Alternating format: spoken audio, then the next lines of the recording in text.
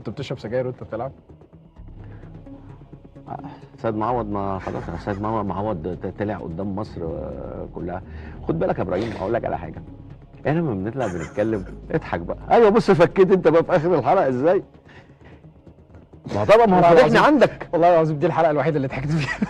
طيب ما هو فاضحني عندك. طب احنا ما دايما انت بنتكلم حلفت. في حاجات ما نقدرش يعني، ما بنحبش نتكلم فيها قدام الناس، عشان في نشء صغير وفي ناس صغيره وفي حاجات تقدر نقول لهم ده كويس وده الوحش واعمل كذا وما تعملش كذا وبتاع وكذا.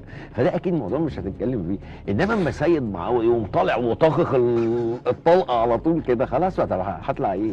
ما مش هقدر اكذبه بقى. مش هقدر تكذبه. لا ما اقدرش اكذبه بصراحه. لا الراجل بيتكلم فير بصراحه. عملتها ازاي؟ كنت في ايه؟ بتشرب سجاير ازاي وتلعب كوره؟ والله يا بص، ساعات الواحد يا ابراهيم بتمسك فيه عادات سيئه. بتجيب النفس منين؟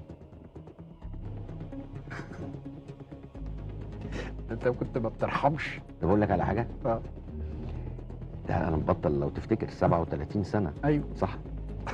37 وكنت واقف على رجلي. ايوه صح. ايوه الناس حصل. حتى استغربت. حصل قالت ده حصل في سنتين أيوة. يعني حتى اللي هم فيها. التهجيس اللي ايوه في الاخر. التهجيس اللي في الاخر دول. يعني ايوه يعني لا احنا مثلا لو حسبناها مثلا ادي سنتين كمان عشان التهجيس، ماشي. فكام؟ 39. 39 سنه. ولو انت بقى بيور كنت هتزود 10 كمان. 49. انت خالي نيكوتين. عادة سيئة وما انصحش اي حد بيها خالص، لانها لعنة. قعدت لحد ما بطلت. يعني ايه لحد ما بطلت كوره كنت بتشرب سجاير؟ بقى بس فجرت بقى بعد ما بطلت. لا ما سيبك من بعد ما بطلت. آه. خلاص ما بطلت دي. انت لو شفتني دلوقتي هو يعني ما كانش بتاثر عليك خالص في الجري في البتاع؟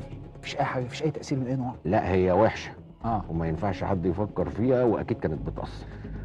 ده الكلام اللي احنا لازم. انت راجل محترم، ودي عاده احنا مش بننصح حد ان هو يعمل. ولولا وما ان انصحش. ولولا ان سيد وما معوض انصحش. قالها احنا مش هنقول شفت ان بس هي حاجه صح.